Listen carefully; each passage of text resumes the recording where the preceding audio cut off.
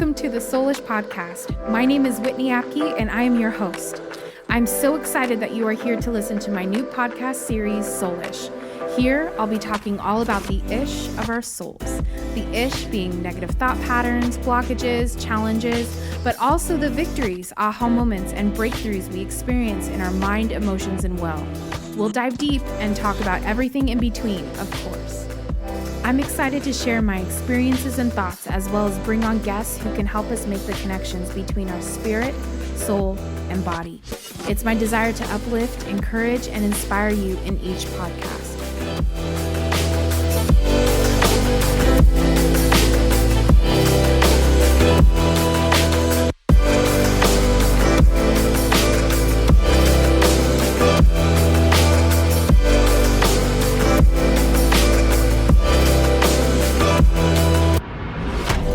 Thank you for joining me for episode 2 of the Soulish Podcast.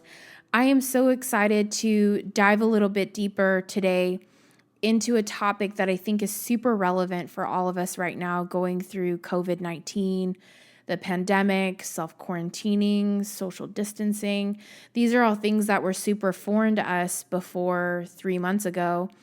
And I don't think anybody knew what this would feel like and knew how this would impact our day-to-day life and, how this would bring up different struggles and challenges even within us, within our souls of dealing with a real fear. I think that struggling, to have joy and peace on a day-to-day basis, that's really difficult. And doing that for 3 months with a very real fear and having it all over the news and seeing the numbers of cases climbing and just thinking about yourself and your loved ones and your friends and having that fear of even the possibility of you carrying it and giving it to somebody that you love or to your family. And people have done that. That's been something that people have experienced. And so that fear, even on that level of giving it, to someone is really real. And so this has changed a lot for us. And I just felt like happiness is something that may almost now feel foreign, as much as a pandemic and self-quarantining and social distancing felt foreign. I think happiness in a way feels foreign now. And COVID-19 is really all we talk about. And so that's all on the news and TV, and that's what everyone's referencing. And so I apologize for bringing it up again, but I just really felt like this isn't just something for right now, but this is something for a lifetime. Happiness is what helps us and enables us to feel like we have endless possibilities and potential in our life. Happiness is something and an element of fulfillment. And that is what life is all about, is living a fulfilled life. And happiness is something that comes with that. So I wanted to start off by sharing with you a quote from Eleanor Roosevelt. I feel like this quote is the whole foundation or base, if you will, of this episode. Eleanor Roosevelt said, "Happiness is not a goal. It is a byproduct." So what does that exactly mean? I think to break it down, happiness is not something that we strive for. Happiness is not something to be attained necessarily, like something that you're doing everything you can to get, right?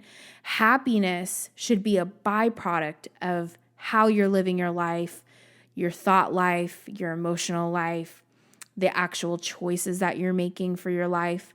Happiness should be a byproduct. Happiness should be a consistency within you. Happiness should be something that's a constant within you. It should be consistent. No matter what's happening or what's going on in life, happiness should remain the same. Happiness should not be affected in a negative way by anything that happens in your life, any situation or circumstance. And that doesn't mean that we don't feel grief. If you lose a loved one, it doesn't mean that you don't mourn them, that you're happy in a way that they passed away. That's not what I'm saying. But you do have a sense of happiness, and that happiness should actually help you in the mourning process, because happiness also can shift your perspective. Happiness causes you to be optimistic by default.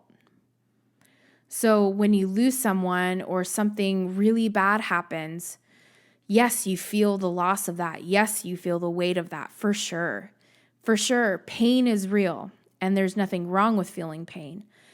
But happiness is like a floating device that you're always hanging on to. So even if the wave comes over you, you're still attached to that little buoy or that floating device, which is keeping your head above water. And of course, if you don't have that, you're going to feel overwhelmed. I think that unhappiness happens when our values get ignored or neglected. I think when this happens, we feel disillusionment. We feel unstable. We feel like life isn't lining up, or that we're not living the life we want to be living, or our purpose on this earth is not being fulfilled. Many times we blame our unhappiness on a situation or a person, but I think our unhappiness may not actually be because of our job or difficult boss or unsupportive spouse or partner, but that unhappiness that we're experiencing may be the byproduct of a value being ignored. So it's really, really good to practice going inward when you're feeling unhappy, when that happiness is being threatened by something or someone. It's really great to go inward and evaluate and discover, why is my happiness being threatened by something outside of myself? Happiness should be a consistent part of my life. So if happiness is not a consistent part of my life, then maybe I'm ignoring something within myself, that truth or that dream or something within myself that I know is true, and maybe there's something there that you're not seeing.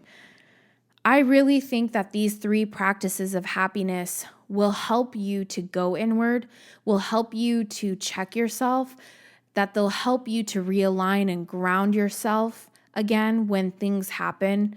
It could be the smallest thing, from someone giving you a dirty, ugly look in the grocery store, or, it could be something someone says to you, that they say something to you just out of jest and that really hurt your feelings. It could be something that goes on at home, in your home life with your family, your spouse, your partner. It could be something that happens at work where your job gets threatened or your boss is cranky. It could be anything that happens that threatens that happiness and takes you off course for a moment. I'm hoping that these 3 practices help you to realign with your purpose and your values. They're meant to improve your day-to-day, especially during this difficult time of uncertainty while we're all in quarantine. My hope is that by adding these 3 practices, or at least one practice, into your daily life, that you will feel a shift happen and will experience more happiness in your life. That's my real hope. So let's dive in. The first practice is to accept that life comes with challenges. And we know this, this is something that we know it, but we don't like it. And when things happen, we get frustrated and we can act as though we shouldn't be experiencing it. And I think one of the things I say, often is, I've done nothing to deserve this. Like, why is this happening to me? I've done nothing to deserve this. This is not in my karmic, I only have good karma. The truth is that, with life, it's not what happens, but it's how we respond to what happens that is a choice that will ultimately determine our happiness. It's so true, it's really not what happens, it's how we respond to it. And I think what I've seen a lot in friends and family, or just in general with people, coworkers, is that when something happens that really deviates from what someone was expecting to happen. People can respond in, a few ways. One of them can be immediate anger and frustration and bewilderment, of feeling like I'm so much better than this. Why would this happen to me? They just don't expect it. They don't think that anything could ever go wrong. And it's not that you can't have an optimistic outlook on your life or optimistic expectations, but it's really good to know and expect challenges to happen, things to not necessarily go your way. And that's okay. That's a part of life. But when things don't go our way or something happens that is outside of our expectations for our life, that can actually trigger a negative belief that we have about ourselves, maybe something that we've never addressed or that has been a consistent struggle or thought pattern within our lives. And like for me, I've thought, I'm not enough, I'm unworthy, nothing I do matters. I've been triggered and I've thought those thoughts, and that can influence the choices that we make if we go ahead with that trigger of a negative thought or negative core belief we have about ourselves. And that can ultimately influence our choices, and then that determines what we experience next and ultimately our happiness. So it's really important that we go to the core, like I was saying earlier, of our values and who we are, and reaffirming the truths that we know about ourselves. Because when challenges arise and happen, and they will happen in your life, you need to have nothing of a negative core belief in you, or else that thing will hook onto you like a hook in a fish, and it will take you on for a ride. But if there's nothing for something to sink its teeth into on the inside of you, then you can literally be like a buoy and just consistent, just always there, anchored in. And it doesn't matter how many waves come knocking you around, you still are a constant.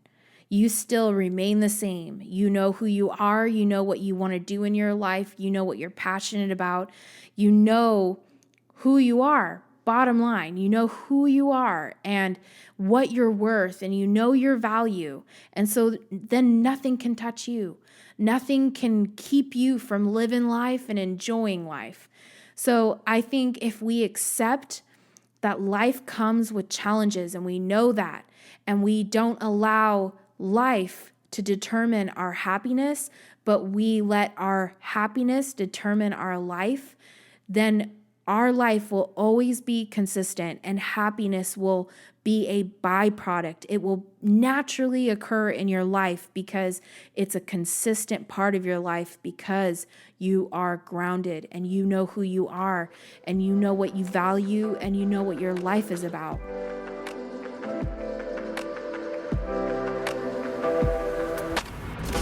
Hey, it's me. I just wanted to let you guys know that I am a certified life coach, and I have been coaching and mentoring people for over a decade now.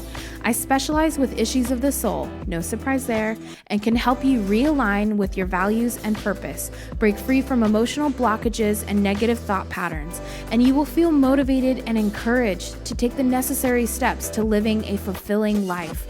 My clients are people just like you who want to have connected and positive relationships with their friends, family, and significant others, break free from any addictions and bad habits, heal emotional issues and trauma, and experience spiritual breakthrough and energetic healing. Because as we go through life, we encounter challenges and hardships, and sometimes we need someone to help us keep going, or to make adjustments that enable us to overcome and grow, and most of all, enjoy our life.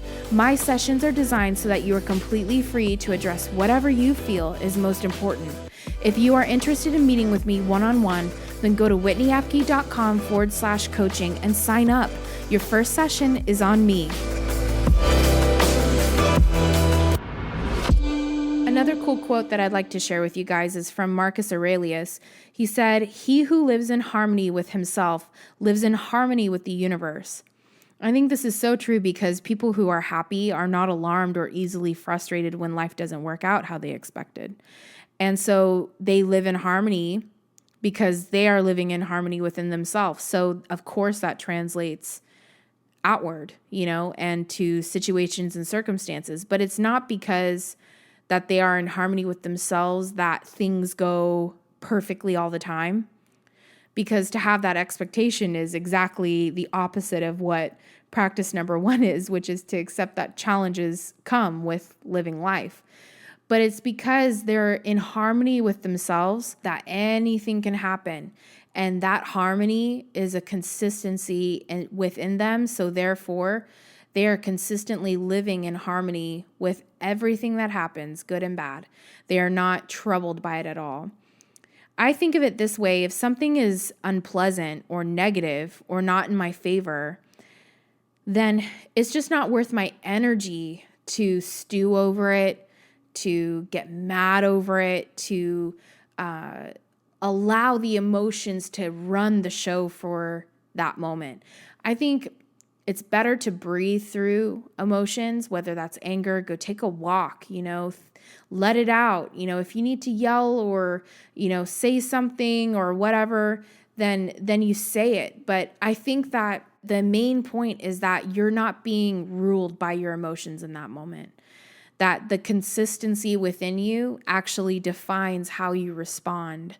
And that even means how you emotionally respond to something, how you mentally respond to something, and also what you do and say and how you act.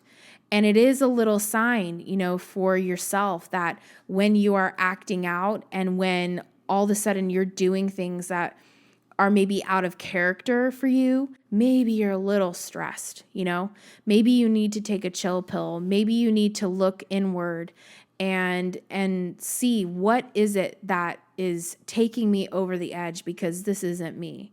And I do that with myself all the time. I will say something, I will do something. I will think even a thought that I'm like, dang, that is not what I usually think about myself. Why am I all of a sudden thinking that I'm not meant to be doing this, or I'm unworthy? Why all of a sudden am I feeling taxed out and feeling like I'm not enough and I'm not adding value? There must be something going on inside of me that I'm ignoring or neglecting. And that's why I'm feeling the way I'm feeling. And that's why happiness is not consistent. It's so true that how you respond on the inside will determine your outward response. It's so important to spend your energy on your inward response because it's the most productive way to move forward and through that challenge. So that's why for me, I use everything as a check. I check myself all day long, every day. I'm checking myself. Why am I feeling that? Why is that bringing up something like deep? Like I'm feeling like something's attached to that. And it could be the way that my boss is speaking to me, treating me, or ignoring me. It could be the way that a family member is treating me, speaking to me, ignoring me. Whatever it is, a friend or a family member, whoever, if it's a person or if it's a situation that keeps happening and that's triggering something in you other than just disappointment, you're actually feeling like I'm unlovable or I'm not worth their time. All of those things are triggering a core belief inside of you that you need to go inward, go inside, look at that, take the time, take that moment to evaluate what is it that you're ignoring or neglecting that you need to reaffirm and realign yourself and ground yourself again with. It could be anything. So that is the most productive way, though, to respond to something, because it really matters how you respond on the inside, because that determines how you respond on the outside. So when the outward response to something is very negative, very heated, very flustered, and people around you are looking at you with big wide eyes going, you okay?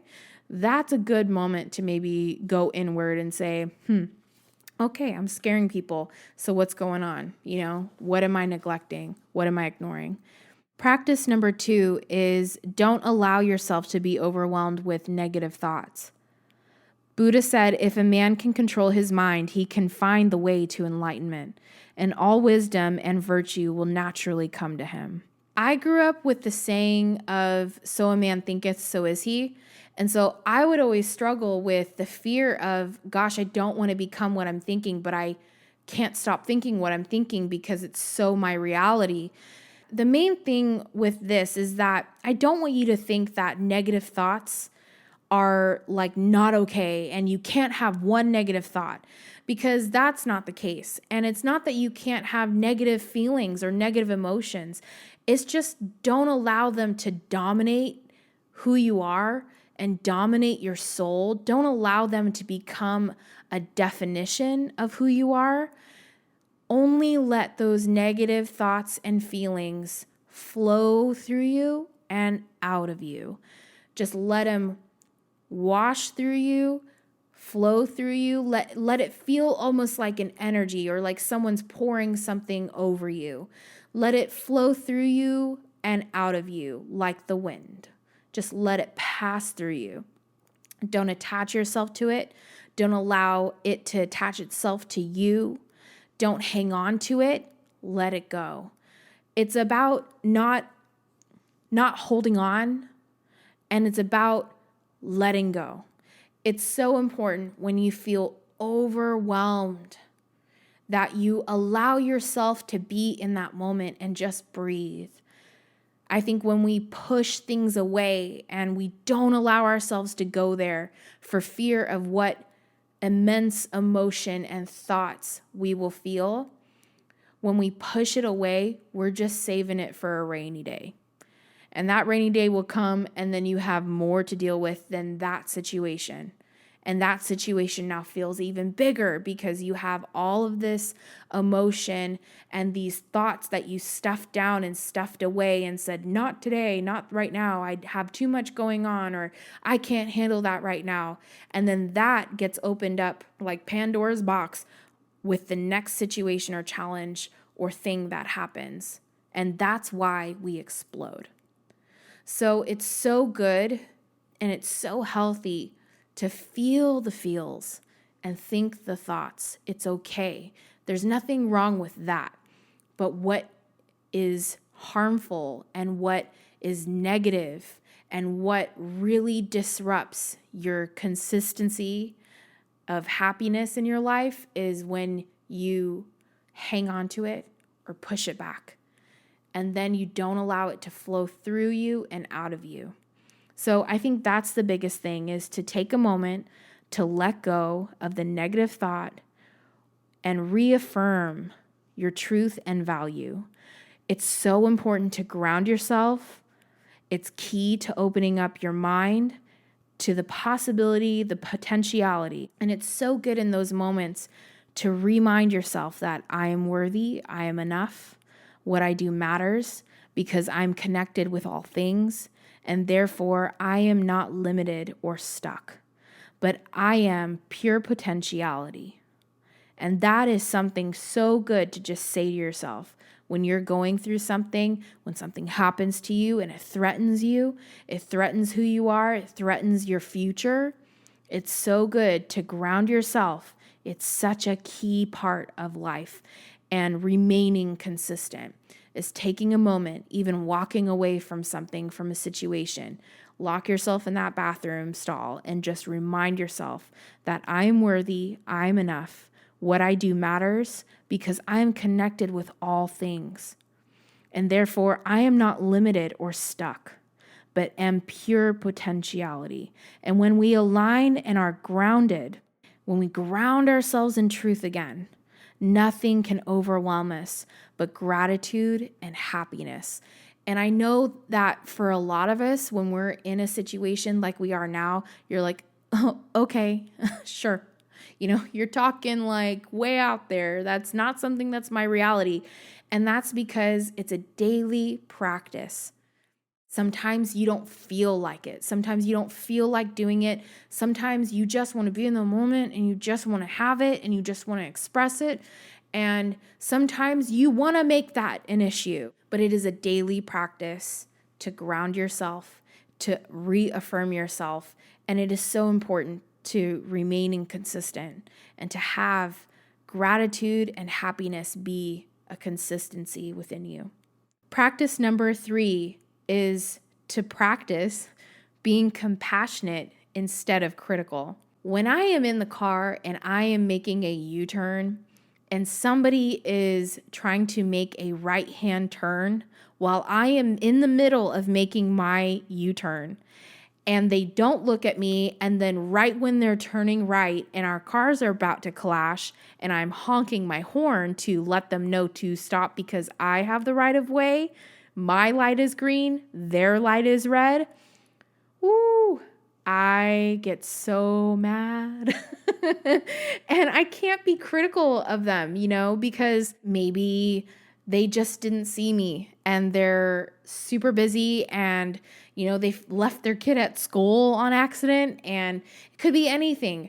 And I think if I can just give them a little compassion and not be critical and not then, the next person that looks the same as them, not assume that they're going to pull the same move, then I will have a consistency of happiness because I'm okay with the fact that somebody's not doing something right, which is hard for me because I'm super black and white, right and wrong, justice oriented. And so for me, I'm like, vengeance is mine. I have the right of way. I'm going to honk at you so hardcore. And I have to remind myself to not respond like that, but to breathe and move on, because it's not worth it. I would like to share a quote with you guys from the Dalai Lama. I just love him. I love his little laugh when he says something that's so profound and it just cuts through you like a knife, dividing the truth from a lie, and then he giggles at the end. He always seals the deal for me with that little giggle. I can hear him saying this too. If you want others to be happy, practice compassion. If you want to be happy, practice compassion. And it's so true because compassion comes from recognizing that everyone is connected. All life is connected. We're not separate from anyone. So when I am having a very critical moment of someone else's driving, I have to remember I'm connected to this person. All life is connected. So if I'm critical of that person, I'm being critical of myself. We are one. Anything I do to another, I am doing to myself because we're all connected. We're not separate. And any mindset of separation will actually lead me to an unstable, unhappy life because it goes against the core value of we are all connected. I think oftentimes when we're critical of something in someone else, that is often a reflection of something that is in us that we are critical or judging. And so oftentimes when we are feeling something come up, it's really an opportunity to look inward and to discover what in ourselves are we not loving? What in ourselves are we rejecting?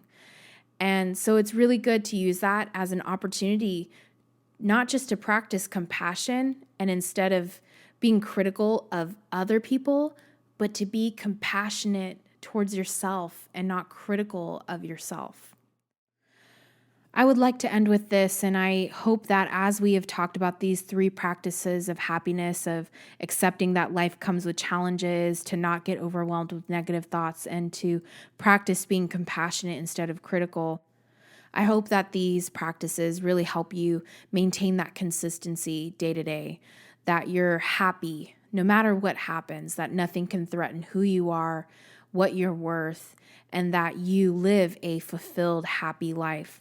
I'd like to end on this note with a quote from Lao Tzu that I think is a great summation of everything that we've discussed in this episode.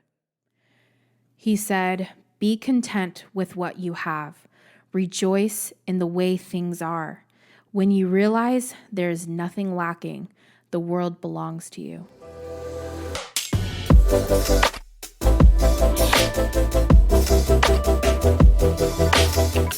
Thank you for listening to episode 2 of the Soulish podcast. And I hope that as we talked about these 3 practices of happiness, that at least one practice resonated with you.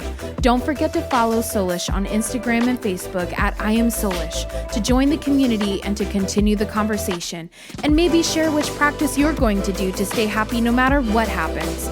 I'm looking forward to diving deeper and hope that you will join me again next week as we have a very special guest. See you then.